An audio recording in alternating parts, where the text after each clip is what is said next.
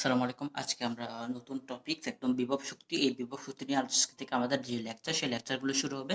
তো বিভব শক্তি নিয়ে মূলত আজকে যে বিভব শক্তির যে খুঁটিনাটি, বিভব শক্তি আসলে কি, কোন ধরনের শক্তি, কেন হয়, এই জিনিসগুলো মোটামুটি আজকের ক্লাসে আমরা আলোচনা করব। ঠিক আছে? তো প্রথমত বিভব শক্তি যদি আমরা দেখি, আসলে বিভব কথাটার অর্থ কি? বিভব কথার অর্থ সরাসরি বোঝায় ধন বা আবার সম্পদ বোঝায়। আসলে বিভব বলতে বোঝায় আসলে কি সম্পদ বা ধন বোঝায়। ঠিক আছে? তো সম্পদ বলতে আসলে কি বোঝায়? আমরা যে জিনিসটাকে জমা করে রাখি সেই জিনিসটাকে তো মূলত আমরা সম্পদ বলি। ঠিক আছে? তো এটা হচ্ছে আসলে কি সঞ্চিত জিনিস বোঝায় আর কি। সম্পদ বলতে আমরা জানি আসলে সঞ্চিত জিনিসকে তো কিন্তু মূলত আমরা কি বলি? সম্পদ বলি। তার মানে সঞ্চিত জিনিস। তো তার মানে আসলে বলতে পারে যে বিভব কথাটার যে অর্থ, সেই বিভব কথাটার অর্থ হলো আসলে সঞ্চিত।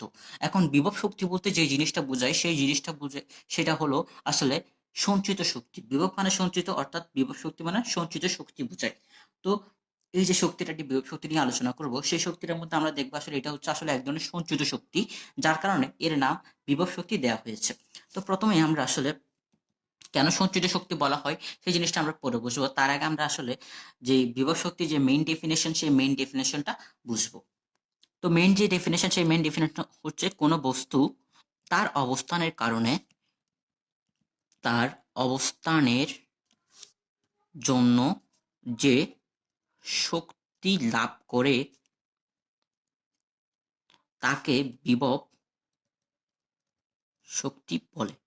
তো এটা হচ্ছে আমাদের যে মেইন ডেফিনিশন সেটা, অর্থাৎ কোনো একটা বস্তু তার অবস্থানের কারণে যে শক্তি লাভ করে তাকে বিভব শক্তি বলে। আমরা এর আগে বলেছিলাম একটা বস্তুর মধ্যে যে শক্তির যে শক্তি থাকবে, সেই শক্তির যে সাধারণ রূপ, সেই সাধারণ রূপটা ছিল আসলে যান্ত্রিক শক্তি। সেই যান্ত্রিক শক্তির দুইটা রূপ থাকতে পারে, একটা গতিশক্তি আর একটা বিভব শক্তি। গতিশক্তি ছিল আসলে গতির জন্য যে শক্তি, সেটা যেটা আমরা আগের লেকচারগুলোতে পড়েছি। এবং বিভব শক্তি হলো সেই শক্তি যেটা আসলে তার অবস্থানের কারণে যে শক্তি, সেই শক্তি হলো তার বিভব শক্তি। তো আজকে আমরা বিভব শক্তি নিয়ে পড়বো। তো বৃহস্পতির যে সংখ্যা, সেটা আমাকে বলছে কি, কোন একটা বস্তু তার অবস্থানের জন্য যে শক্তিটা লাভ করবে তাকে বিভব শক্তি বলে। তো এই জায়গায় যে মেইন টার্মটা বোঝার দরকার আমাদের, সেই মেইন টার্মটা হচ্ছে আসলে আসলে অবস্থানের জন্য শক্তি। এই ব্যাপারটা আসলে কিভাবে হয়, মানে অবস্থানের কারণে আসলে শক্তি কিভাবে জন্মায়, বা কিভাবে জন্মায় তো না, মানে শক্তি কিভাবে তৈরি হয় একটা বস্তুর মধ্যে, সেই জিনিসটা কিভাবে হয়, এই জিনিসটাই মূলত আমরা আলোচনা করব। তো একটা এক্সাম্পল ধরে নিই আমরা। তো দুইটা এক্সাম্পল আমরা আলোচনা করব। প্রথম এক্সাম্পলে আসি। এক্সাম্পল ওয়ান, খুবই কমন এক্সাম্পল। একটা বস্তু রয়েছে, এটা হচ্ছে ভূমি আমার। তো এই জায়গায় একটা বস্তু রয়েছে, এই বস্তুটাকে আমরা উপরে তুললাম। ঠিক আছে? তো উপরে তুললাম। এখন এই জায়গায় কিছু জিনিস ডিফাইন করা উচিত। আমরা বলছি কি, এই বস্তুটা প্রথমে কোথায় ছিল? প্রথমে সে আসলে ভূমিতে ছিল। এখন ভূমি বলতে আসলে কাকে বোঝানো হচ্ছে? ভূমিকে বলতে আসলে তার যে স্বাভাবিক অবস্থান, তাকে বোঝানো হচ্ছে। স্বাভাবিক অবস্থান বোঝানো হচ্ছে। অর্থাৎ এই বস্তুটা প্রথমে আদিতে সে ভূমিতে, অর্থাৎ স্বাভাবিক অবস্থানে ছিল। এখন এরপরে যে কোয়েশ্চেনটা অ্যারাইজ করে, সেই কোয়েশ্চেনটা হচ্ছে আসলে একটা বস্তুর স্বাভাবিক অবস্থান বলতে কি বোঝানো হয়। অর্থাৎ একটা বস্তুকে বলছে আমরা স্বাভাবিক অবস্থানে আছে, বা স্বাভাবিক অবস্থান থেকে পরিবর্তন করলাম। এখানে স্বাভাবিক অবস্থান বলতে আসলে কোন অবস্থাটা বোঝানো হচ্ছে? সে স্বাভাবিক অবস্থানের একটা সংজ্ঞা আমরা দিতে পারি এরকম যে, যে অবস্থায় থাকলে আসলে বস্তু নিজে থেকে কোনো কাজ করবে না। অর্থাৎ আমরা একটা এই জায়গায় ভূমিতে যে একটা বস্তু রেখে দিলে সে কিন্তু নিজে থেকে কোনো কাজ করছে না। তো এই অবস্থানটাকে আমরা বলতে পারি স্বাভাবিক অবস্থান। তার মানে স্বাভাবিক অবস্থানের যে সংজ্ঞাটা দিতে পারি সেটা হচ্ছে, যে অবস্থায় সে আসলে নিজে থেকে কোনো কাজ করবে না। তার মানে নিজে থেকে কোনো কাজ করবে না। তার মানে ইনিশিয়ালি বস্তুটা আসলে স্বাভাবিক অবস্থান বা ভূমিতে ছিল। তো এখন কি করলাম আমরা? এই যে বস্তুটা, এই বস্তুটাকে আমরা একটু উপরে তুললাম। অর্থাৎ কি করলাম? উপরে তুললাম মানে কি, আসলে তার যে স্বাভাবিক অবস্থান, সেই স্বাভাবিক অবস্থান থেকে পরিবর্তন করে অন্য কোনো একটা অবস্থান, অন্য অবস্থানে নিয়ে গেলাম। তার মানে কি করলাম আমরা? আসলে স্বাভাবিক অবস্থান থেকে অন্য একটা অবস্থানে তাকে নিয়ে গেলাম। এখন এই জায়গায় ব্যাপারটা কি হয়? তো এই জায়গায় যখন আমরা তাকে অন্য একটা জায়গায় নিয়ে গেলাম, অন্য অবস্থানে নিয়ে গেলাম, এরপর বলটাকে বা বস্তুটাকে আমরা ছেড়ে দিলাম। বস্তুটাকে যখন ছেড়ে দিলাম, তখন দেখা যায় বস্তুটা আসলে সে পড়তে শুরু করে। তার মানে আমরা যদি লিখি, জিনিসগুলো একটু বুঝিয়ে লিখি। বস্তুটাকে তার প্রথমে কি করলাম? অবস্থান পরিবর্তন করলাম। অবস্থান পরিবর্তন, প্রথম কাজ যেটা করেছি, বস্তুটার আসলে অবস্থানটা পরিবর্তন করেছি। এরপরে অবস্থান পরিবর্তনের পরে বস্তুটাকে আমরা ওই উচ্চতায় নিয়ে, এই উচ্চতা নিয়ে বস্তুটাকে আমরা ছেড়ে দিয়েছি। ছেড়ে দেওয়ার পরে দেখা গেল বস্তুটা আসলে গতি প্রাপ্ত হয়েছে। ঠিক আছে। তো এখন কথা হচ্ছে এই যে গতি প্রাপ্ত হয়েছে, আমরা এর আগের লেকচারগুলোতে কি পড়িয়েছি? এর আগের লেকচারগুলোতে আমরা বলেছি হলো একটা বস্তু গতি পাওয়া মানে কি আসলে সে আসলে শক্তি পাওয়া। তো তার মানে আমরা বলতে পারি আসলে বস্তুটা আসলে শক্তি গতি প্রাপ্ত হয়েছে মানে কি আসলে সে শক্তি প্রদর্শন করা শুরু করেছে, শক্তি প্রদর্শন করছে। তার মানে আমরা বলতে পারি কি আসলে এই অবস্থায় বস্তুটা তার যে গতি প্রাপ্ত হয়েছে মানে কি আসলে তার যে শক্তিটা সে শক্তি প্রদর্শন করতেছে। এখন কথা হচ্ছে এই শক্তিটার কারণটা কি, আসলে শক্তিটা কোথা থেকে আসলো সেই জিনিসটাই যে মূলত কথাবার্তা। ঠিক আছে। তো এখন আমরা যদি বস্তুটাকে যখন ভূমিতে রেখেছিলাম, যখন ভূমিতে রাখছিলাম তখন কিন্তু সে শক্তি প্রদর্শন সে কিন্তু তখন শক্তি প্রদর্শন করেনি। কিন্তু যখনই আমরা ওই বস্তুটাকে ভূমি ব্যতীত অর্থাৎ তার স্বাভাবিক অবস্থানকে পরিবর্তন করে অন্য একটা অবস্থায় নিয়ে গেলাম, তখনই কিন্তু সে তার যে গতিটা বা তার যে শক্তি সেই শক্তিটা প্রদর্শন করছে। তার মানে আমরা বলতে পারি কথা হচ্ছে কি, বস্তুটাকে ভূমিতে রাখলে সে শক্তি প্রদর্শন করতেছে না, কিন্তু ভূমি ছাড়া বা তার স্বাভাবিক অবস্থানটাকে পরিবর্তন করে অন্য একটা জায়গায় নিয়ে গেলে মাত্র সে তার শক্তিটা প্রদর্শন করতেছে। তার মানে আমরা বলতে পারি আসলে কি, এই যে অন্য একটা জায়গায় নিয়ে যাচ্ছি এই কারণে কিন্তু মূলত শক্তিটা আসতেছে। তার মানে কথা হচ্ছে তার অবস্থান পরিবর্তন করা মাত্রই কিন্তু তার ভিতরে একটা শক্তির পরিবর্তন হচ্ছে। ঠিক আছে। তো আমরা যেটা বলতে পারি সেটা হচ্ছে মেইন যে লাইন, সেই মেইন লাইনগুলো হচ্ছে এই বস্তুটাকে যখনই আমরা ভূমিতে রেখেছিলাম বা ভূমি বা স্বাভাবিক অবস্থান রেখেছিলাম, তখন কিন্তু সে শক্তি প্রদর্শন করছিল না। কিন্তু ভূমি ছাড়া অন্য একটা অবস্থান যখন নিয়ে গেলাম, অর্থাৎ বস্তুটার যখন অবস্থান পরিবর্তন করলাম তখনই সে গতিপ্রাপ্ত হয়েছে, অর্থাৎ সে শক্তি প্রদর্শন করেছে। অর্থাৎ মেইন যে কথাটা, সেই মেইন কথাটা হচ্ছে তার যে অবস্থান পরিবর্তনের কারণে তার মধ্যে একটা শক্তির অ্যারাইজ হয়েছে। এই যে অবস্থান পরিবর্তনের কারণে তার মধ্যে যে শক্তিটা অ্যারাইজ হয়েছে, এই শক্তিটাকে বলছি আমরা মূলত বিভব শক্তি। এখন এই যে টার্ম অবস্থানের কারণে যে শক্তি, এই শক্তিটাকে আসলে অবস্থানের কারণে আসলে শক্তির পার্থক্য কিভাবে হয় বা অবস্থানের সাথে শক্তি আসলে কিভাবে জড়িত, এই ব্যাপারটা বোঝার জন্য আমরা আরেকটা উদাহরণ নিয়ে আসবো। ঠিক আছে। তো এই উদাহরণে যে আমরা এক্সাম্পল 2, এই উদাহরণে কি করলাম, এখানে আমরা এ বি সি তিনটা বিল্ডিং নিলাম। আমরা ধরলাম হচ্ছে এ একটা বিল্ডিং, বি একটা বিল্ডিং, সি একটা বিল্ডিং, এবং এ এবং বি দুটোটাই হচ্ছে আসলে এইচ উচ্চতার বিল্ডিং। অর্থাৎ আমরা ধরে নিলাম এ হচ্ছে একতলা বিল্ডিং, বিও একতলা বিল্ডিং, কিন্তু সি হচ্ছে আসলে 2 তলা বিল্ডিং, এবং এটার যে উচ্চতা সেই উচ্চতাকে আমরা ধরে নিলাম H2। তো কথা হচ্ছে কি,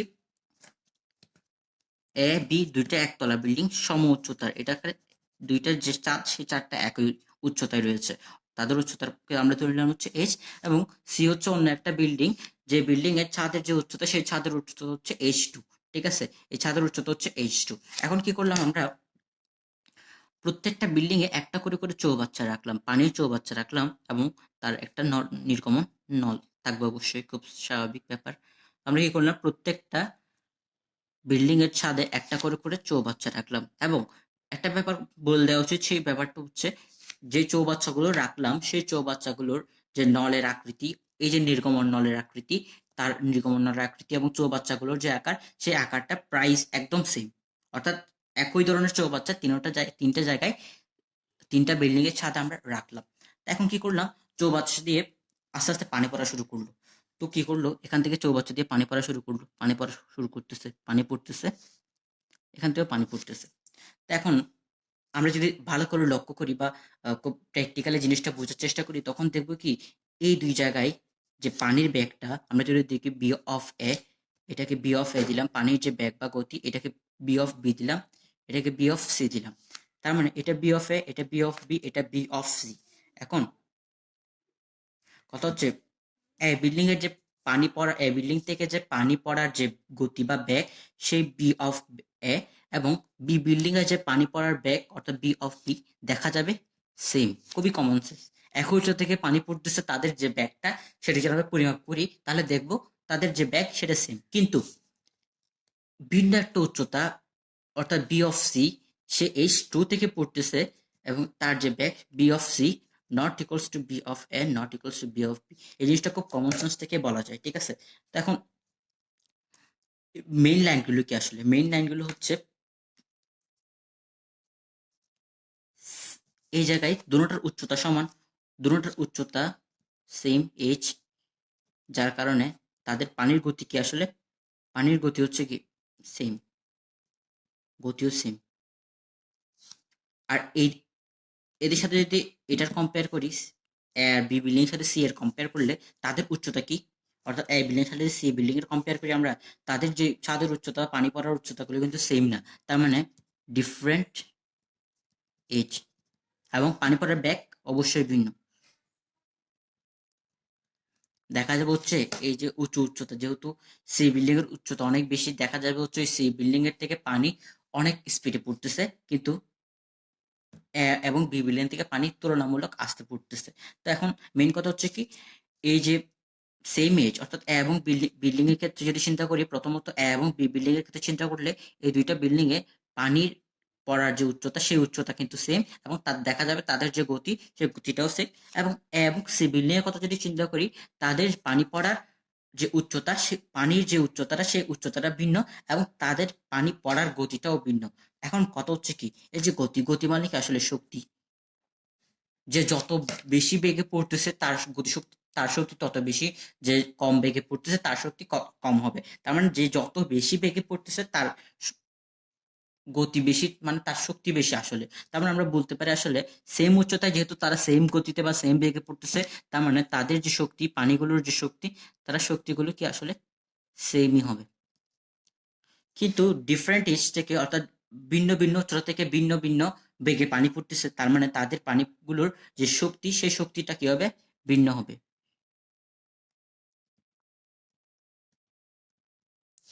অর্থাৎ এই জায়গায় আমরা কি দেখতে পাচ্ছি, এই জায়গায় দেখতে পাচ্ছি এই যে এইচ, এই এইচটা আসলে কি বোঝাচ্ছে, আসলে এই এইচ বোঝাচ্ছে আসলে পানির যে উচ্চতা, সেই পানির উচ্চতা বা পানির অবস্থানকে বোঝানো হচ্ছে, পানির অবস্থানকে বোঝানো হচ্ছে।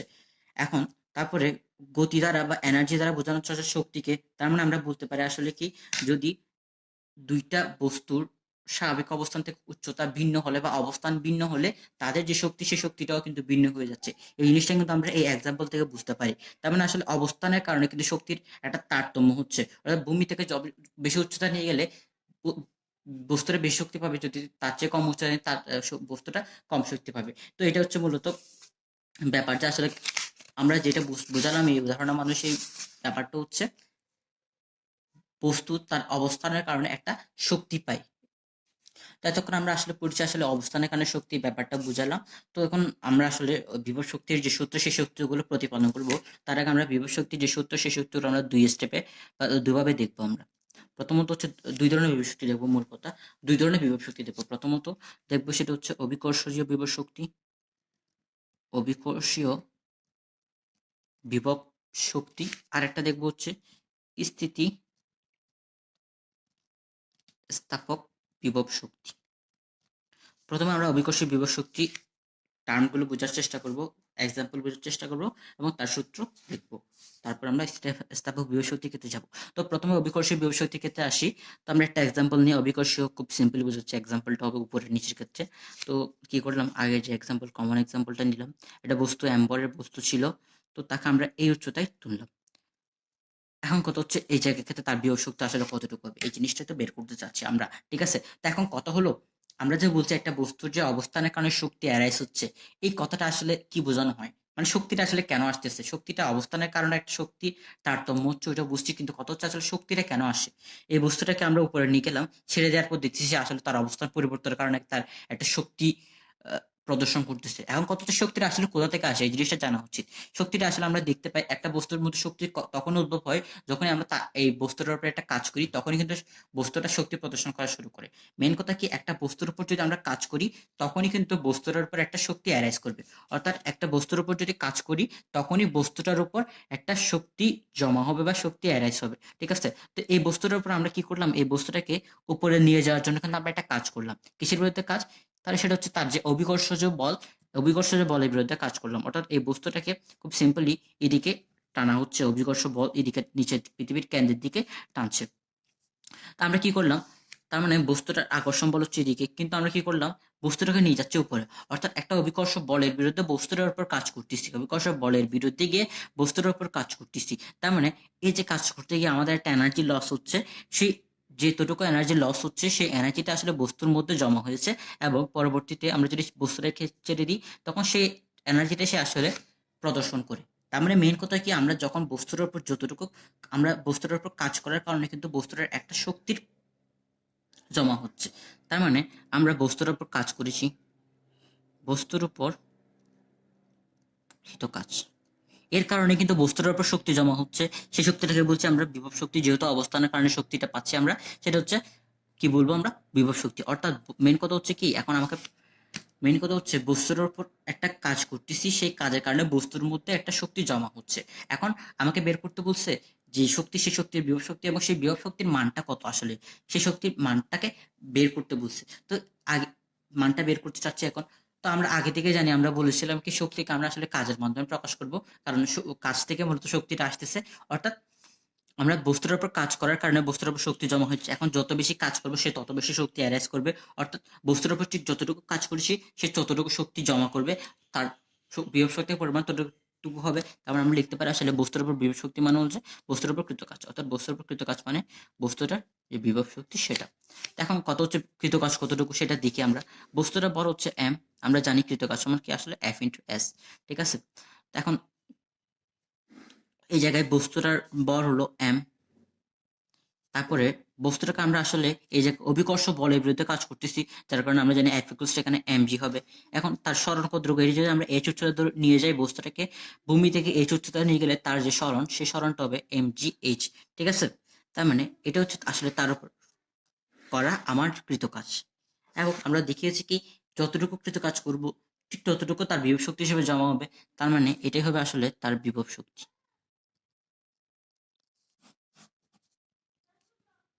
তো এই বিভব আমরা পটেনশিয়াল দ্বারা প্রকাশ করি। তার মানে এটা লিখতে পারি আমরা, এই পটেনশিয়াল সমান mg h, এই জিনিসটা লিখতে পারি। এটা হচ্ছে আসলে মূলত অভিকর্ষীয় বিভব শক্তির ব্যাপার স্যাপার বা অভিকর্ষীয় বিভব শক্তির। ততক্ষণ আমরা পড়েছি আসলে অভিকর্ষীয় যে বিভব শক্তি, সেই অভিকর্ষীয় বিভব শক্তি নিয়ে পড়েছি। তার সূত্রটা দেখেছি ইকুয়ালস টু mgh। এখন দেখবো আসলে স্থিতিস্থাপক বিভব শক্তি। এই স্থিতিস্থাপক বিভব শক্তি আমাদের বইয়ে আলাদা করে বলে দেওয়া নাই, কিন্তু স্প্রিং এর যে এক্সাম্পলটা, সেই এক্সাম্পলটা আসলে স্থিতিস্থাপক বিভব শক্তি ওই জিনিসটার মধ্যে, ওই কনসেপ্টের মধ্যে চলে যায়। তাই ওই কনসেপ্ট নিয়ে আমরা একটু হালকা আলোচনা করছি। তো আমাদের যে টপিক এখন সেটা হচ্ছে আসলে স্থিতি স্থাপক বিভব শক্তি। এই জিনিসটা আসলে আমরা স্প্রিং এর যে এক্সাম্পল, সেই এক্সাম্পলের মাধ্যমে বোঝানোর ট্রাই করব। কি করলাম, তো প্রথমে আমরা একটা স্প্রিং নিলাম, ঠিক আছে। তো এটা হচ্ছে একটা স্প্রিং, এই জায়গায় স্প্রিংটা রয়েছে। তো খুব সিম্পলি আমরা একটা স্প্রিং দিলাম, তাকে কিছু করলাম না, এটা হচ্ছে একদম স্প্রিং, স্বাভাবিকভাবে একটা স্প্রিং এই অবস্থা রয়েছে।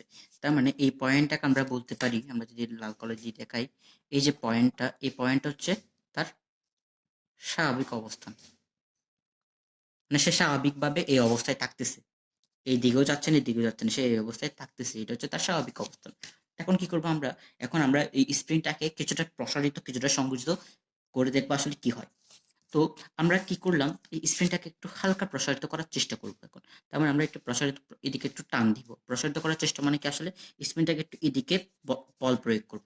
এখন আমরা যখনই স্প্রিংটাকে প্রসারিত করতে যাব, তখন দেখা যাবে স্প্রিংটা আমাকে এদিকে একটা ফোর্স দেয়, অর্থাৎ এদিকে আমরা একটা টান টান অনুভব করবো। অর্থাৎ স্প্রিংটাকে যখনই আমরা প্রসারিত করতে যাব, অর্থাৎ এদিকে স্প্রিংটাকে টান দিয়ে নিয়ে যেতে চাইবো, তখন আমরা এদিকে একটা হালকা টান অনুভব করব, এদিকে একটা হালকা টান অনুভব করব।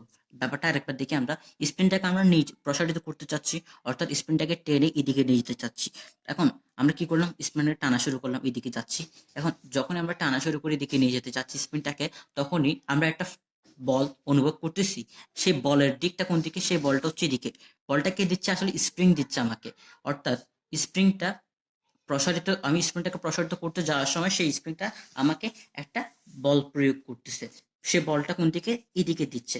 এখন আরেকটা ব্যাপার দেখি, এখন কি করবো, স্প্রিংটাকে আমরা সংকোচন করব।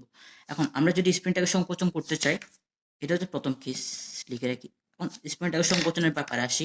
স্প্রিংটাকে যখন সংকোচন করতে চাইবো, তখন কি করবো, আমরা বল দিব হচ্ছে এদিকে।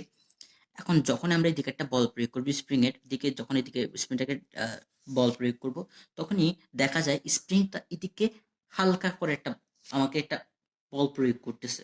অর্থাৎ আমরা বলতে পারি কি আসলে স্প্রিংটা আমাকে একটা দুই ক্ষেত্রে কিন্তু আমাকে একটা বাধা দিচ্ছে। কেন বলতেছি আমরা বাধা দিচ্ছি? প্রথম ক্ষেত্রে যদি প্রসারিত হওয়ার ক্ষেত্রে যে স্প্রিং এর যে প্রসারণ, সেই প্রসারণের ক্ষেত্রে যদি চিন্তা করি, আমরা স্প্রিংকে বল দিচ্ছিলাম এদিকে, সে আমাকে একটা হালকা এই সাইডে বাধা দিচ্ছিল।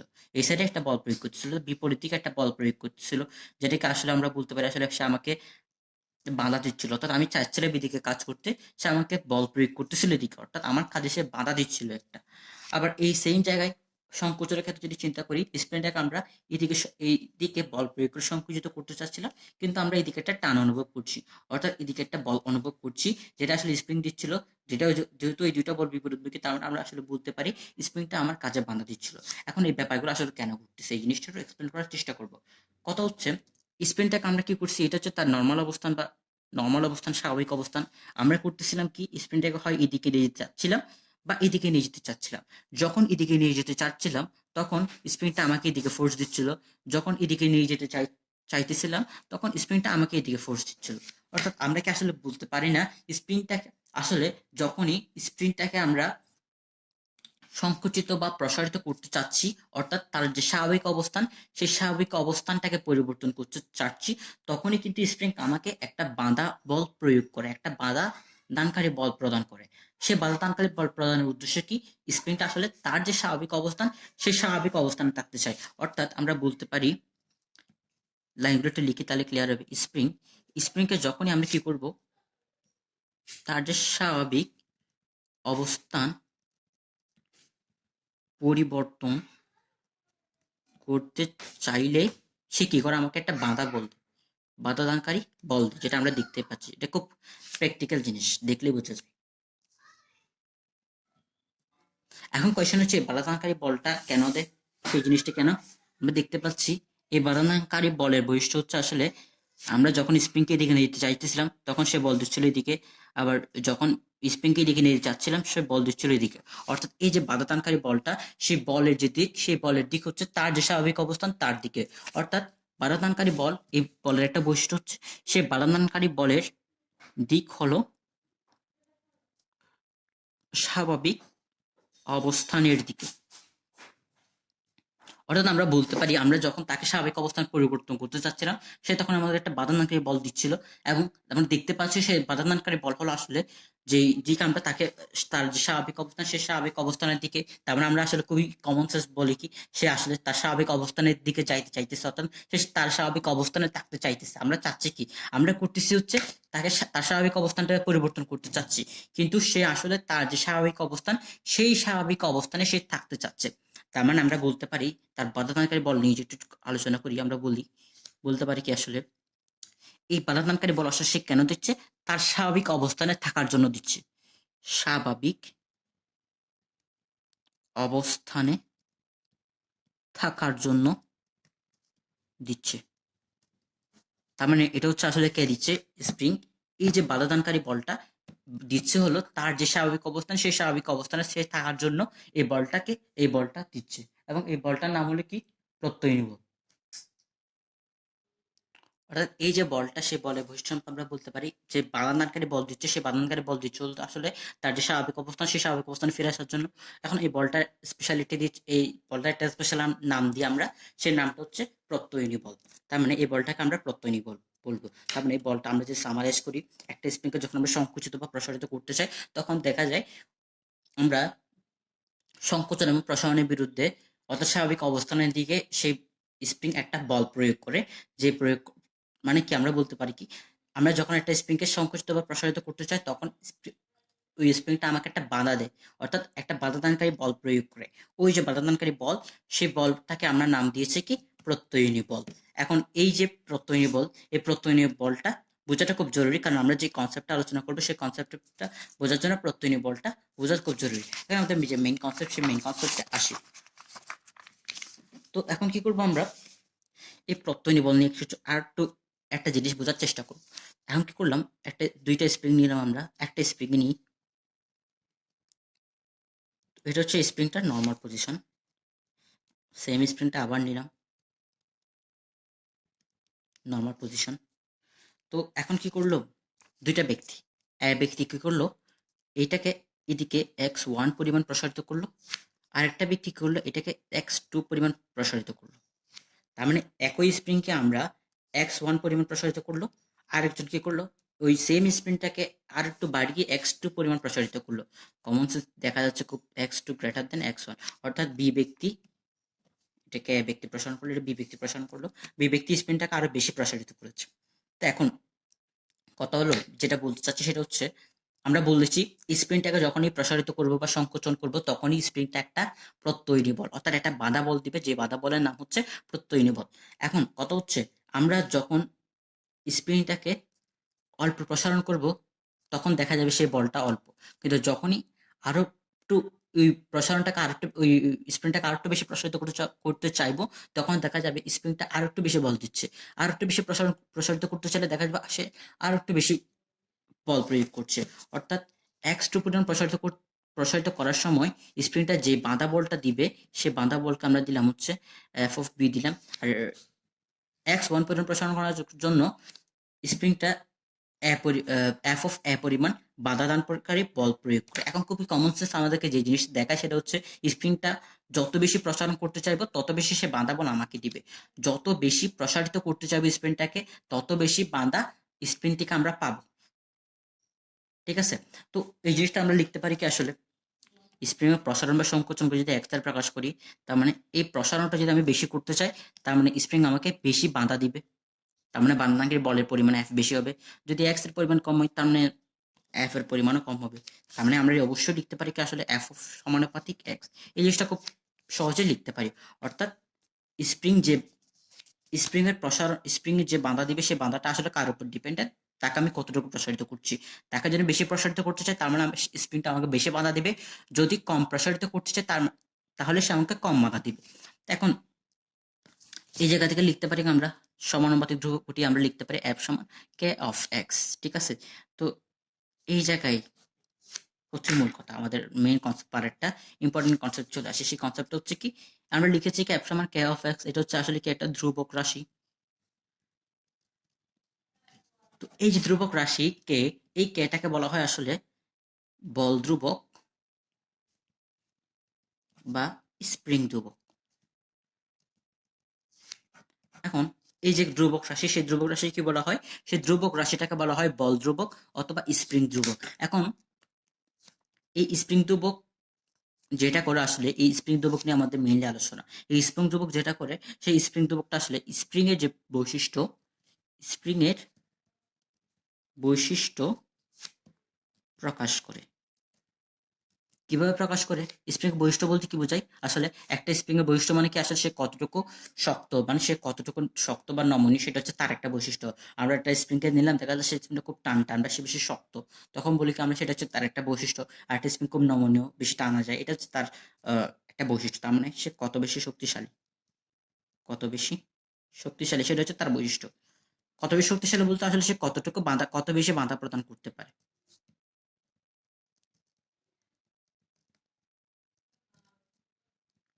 মানে একটা স্প্রিং নিলাম, সেই স্প্রিংটাকে আমার বেশি প্রসারিত করতে পারতেছে না, অর্থাৎ বেশি প্রসারিত করার জন্য ওই স্প্রিংটাকে বেশি বল দিতে হচ্ছে। এর মানে কি আসলে সে আমাকে বেশি বাধা দিচ্ছে, স্প্রিংটাকে প্রসারিত করার জন্য স্প্রিংটা বেশি বাধা দিচ্ছে আমাকে, অর্থাৎ স্প্রিংটা বাধা দানকারী বলের পরিমাণটা অনেক বেশি।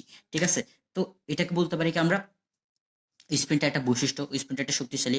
এখন এই জিনিসটা আসলে প্রকাশ করে স্প্রিং ধ্রুবক বা বল ধ্রুবক। কিভাবে প্রকাশ করে আমরা যদি দেখি একটু, আমরা লিখেছি এফ সমান কে ইন্টু এক্স, এখান থেকে লিখতে পারি কে সমান এফ ডিভাইডেড বাই এক্স। এখন কত হচ্ছে, আমরা যদি লিখি এক্স সমান 1, এটা মানে কি 1 মিটার লিখলাম, মানে হচ্ছে আমরা স্প্রিংটাকে 1 মিটার প্রসারিত করলাম, স্প্রিংটাকে 1 মিটার প্রসারিত করলাম, তখন লিখতে পারি এক্স সমান যদি 1 হয়ে যায় কে সমান এফ। তারপর আমরা বলতে পারি কি আসলে এই জায়গা থেকে যে সংজ্ঞা দিতে পারি, একটা স্প্রিং কে 1 মিটার প্রসারণ করার জন্য যতটুকু বাধা বল প্রয়োগ করবে ওই স্প্রিং, সেটাই হলো আসলে তার বল ধ্রুবক। যদি লিখি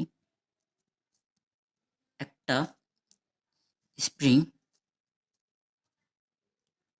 একটা স্প্রিং কে 1 মিটার প্রসারণে বা সংকোচনে লেখা যায়, আমরা আপাতত প্রসারণ চিন্তা করতেছি, একটা স্প্রিং কে 1 মিটার প্রসারণে সে যতটুকু বল দেয়, অর্থাৎ একটা স্প্রিংকে 1 মিটার প্রসারিত করলে ওই স্প্রিংটা যতটুকু বাধা দানকারী বল প্রয়োগ করে সেটা হচ্ছে তার বল ধ্রুবক।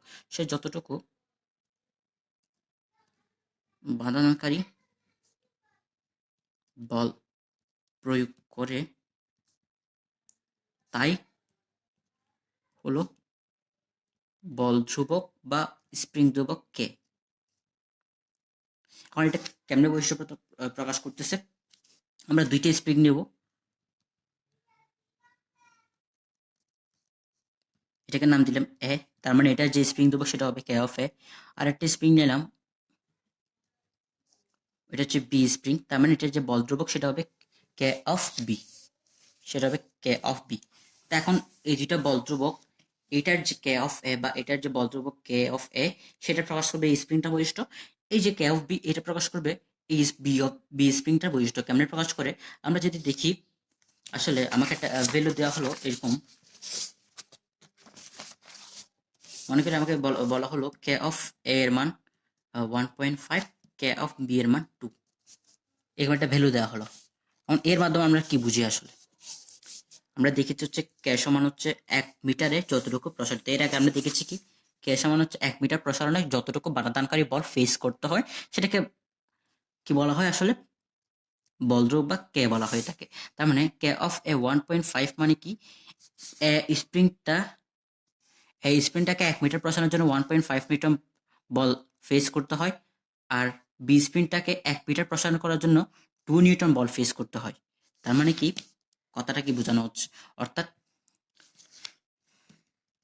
কে অফ বি এখানে কে অফ এ, তার মানে আমরা বলতে পারি আসলে F of A greater than F of B. এটা কেমনে, কারণ আমরা লিখছি হচ্ছে কে সমান এফ, যদি এফ সমান 1 মিটার হয়, তার মানে আমরা বলতে পারি আসলে এই জায়গা থেকে সুন্দর করে লিখে দিই আমরা 1 মিটার প্রসারণে, সরি একটু ভুল করেছি আমরা, 1 মিটার প্রসারণে 1 মিটার প্রসারণে বি স্প্রিং এ অপেক্ষা বেশি বাধা দেয়। আমরা দেখি আরেকবার কে অফ এ সমান 1.5 নিউটন দেওয়া হলো, কে অফ বি সমান 2 নিউটন দেওয়া হলো। এখন আমরা দাবি করতেছি কি একটা স্প্রিং এর যদি একটা স্প্রিং এর যে বল ধ্রুবক, সেই বল ধ্রুবকটা আসলে স্প্রিং এর বৈশিষ্ট্য প্রকাশ করে, অর্থাৎ স্প্রিং বৈশিষ্ট্য বলতে সে আসলে কতটুকু শক্তিশালী, অর্থাৎ সে তাকে টানতে কতটুকু বাধা পাইতে হবে, অর্থাৎ একটা স্প্রিং কতটুকু বাধা দেয় সেটা হচ্ছে তার বৈশিষ্ট্য, এবং সেটা প্রকাশ করে কি তার বল ধ্রুবক। কিভাবে প্রকাশ করে, এখন দুইটা ভ্যালু দেওয়া হলো, আমরা জিনিসটা বোঝার চেষ্টা করতেছি আর কি। দুইটা ভ্যালু দেওয়া হলো কে অফ এ সমান 1.5 নিউটন, কে অফ বি সমান 2 নিউটন। এখন এর আগে দেখেছি কি কে সমান, কে কে আমরা প্রকাশ করতে পারি কে সমান এফ, অর্থাৎ একটা স্প্রিংকে 1 মিটার প্রসারণ করলি, অর্থাৎ একটা স্প্রিংকে যদি আমি 1 মিটার প্রসারিত করি, ওই 1 মিটার প্রসারিত করার জন্য সে আমাকে কতটুকু বাধা দানকারী বল দিবে, সেটা হচ্ছে তার কে। তো আমরা দেখা হচ্ছে K of A equals to 1.5 newton per metre হবে এখানে, কে অফ বি সমান 2 নিউটন পার মিটার। তো দেখা যাচ্ছে K of B greater than K of A, তো খুব সিম্পল ভাবে 1 মিটার প্রসারণের জন্য F of B greater than F of A হবে। তার মানে আমরা বলতে পারি 1 মিটার প্রসারণে বি স্প্রিংটা এ স্প্রিং অপেক্ষা বেশি বল দিবে, অর্থাৎ আসলে বি এর চেয়ে বেশি শক্তিশালী স্প্রিং। তো এটা হচ্ছে আসলে বল ধ্রুবকের ব্যাপার। এখন আমাদের যে মেইন জিনিসটা আমাদের যে স্থিতিস্থাপক বিভব শক্তিতে লাগবে, সেটা হচ্ছে তার শক্তি বের করতে হবে না, শক্তি বের করতে হবে। এখন কত হচ্ছে শক্তি ব্যাপারটা কেন আসে সেটা দেখে আগে, স্প্রিং সাথে আসলে শক্তির ব্যাপারটা কিভাবে জড়িত সেটা একটু বোঝা জরুরি। আমরা কি করলাম, একটা স্প্রিং আছে, এটা হচ্ছে তার নর্মাল পজিশন, আমরা কি করলাম স্প্রিংটাকে এই জায়গায় নিয়ে আসলাম, এটা হচ্ছে তার নর্মাল পজিশন ছিল। তো আমরা প্রসারিত করে বা তাকে একটু সংকুচিত করে এই জায়গায় নিয়ে আসলাম, এবং তার সামনে একটা বস্তু অন্য একটা বস্তু এম্বরের বস্তু দিলাম। এখন কি হলো, আমরা যদি প্রসারিত করার পর ছেড়ে দিই, তখন দেখা যাবে বস্তুটাকে সে একটা ফোর্স প্রয়োগ করে এই জায়গায় নিয়ে আসতেছে। তার মানে তাকে সংকুচিত করার পর যদি আমরা একটা বস্তু রাখি এবং ছেড়ে দিলাম, দেখা যাচ্ছে সে বস্তুটাকে একটা ফোর্স প্রয়োগ করে এই জায়গায় নিয়ে আসতেছে। তার মানে সংকোচনের পর সে বস্তুর উপর, মানে তাকে যখন স্প্রিংটাকে যখন সংকুচিত করলাম, সেই সংকোচন করার পর তাকে ছেড়ে দেওয়া হলো, এবং দেখা যাচ্ছে সে অন্য একটা বস্তুর উপর কাজ করতেছে। তার মানে কাজ করতেছে মানে কি, তার মধ্যে একটা শক্তি সঞ্চিত ছিল, কাজ করছে মানে কি একটা শক্তি সঞ্চিত ছিল। এখন এই যে শক্তি, এই শক্তিটা আসলে কিভাবে আসছে, এই শক্তিটা কিন্তু তার অবস্থান পরিবর্তন করার, তার যে স্বাভাবিক অবস্থানে সেই স্বাভাবিক অবস্থান পরিবর্তন করার কারণে আসছে। তার মানে আমরা বলতে পারি এই শক্তিটা হচ্ছে তার একটা অভিকর্ষ তার একটা বিভব শক্তি বা সঞ্চিত শক্তি এটা বলতে পারি। তার মানে এখান থেকে মূলত তার অবস্থান পরিবর্তনকারী শক্তি এই জিনিসটা বুঝতেছি। এখন এটার যে রাশিমালা সেই রাশিমালায় কিন্তু আমাদের মেইনলি লাগতেছে। মেইন রাশিমালা কি? একটা স্প্রিং নিলাম, এটা হচ্ছে তার নর্মাল অবস্থা, কিন্তু আমরা কি করলাম তাকে এক্স পরিমাণ প্রসারিত করলাম। তার মানে প্রসারিত প্রসারিত করার কারণে তার মধ্যে একটা শক্তি সঞ্চিত হবে।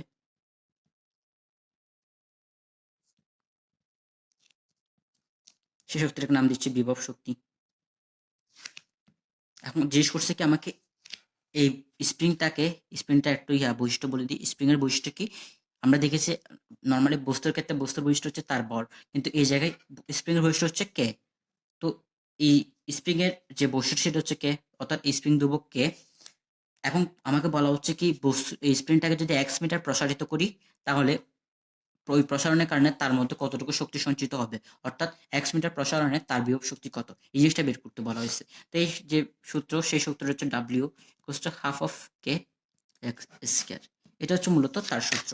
অর্থাৎ একটা স্প্রিংকে যদি আমি এক্স মিটার প্রসারিত করি এবং ওই স্প্রিংটার যদি বল ধ্রুবক কে হয়, তার মানে ওই এক্স মিটার প্রসারণের কারণে তার হাফ অফ কে স্কয়ার পরিমাণ শক্তি সঞ্চিত হবে। এখন এই সূত্রের প্রতিপাদন দেখায়নি, কারণ এই সূত্রের প্রতিপাদন জন্য আমাদেরকে ক্যালকুলাস বোঝা দরকার, যেটা কিন্তু খুব এই তোমাদের লেভেলে নাই।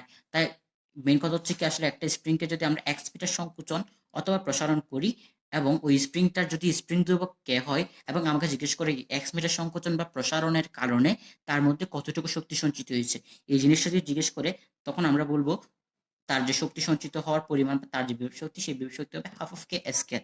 এই জিনিসটা বলবো। তো এটা হচ্ছিল মূলত আমাদের যে স্থিতিস্থাপক বিভব শক্তি সেটা। তো এরপরে লেকচারে আমরা আসলে আলোচনা করবো আসলে একটা বিভব শক্তির সাথে গতিশক্তি কিভাবে রিলেটেড। এরপরে আমরা ক্ষমতা বা অন্যান্য বিষয়গুলোতে যাব।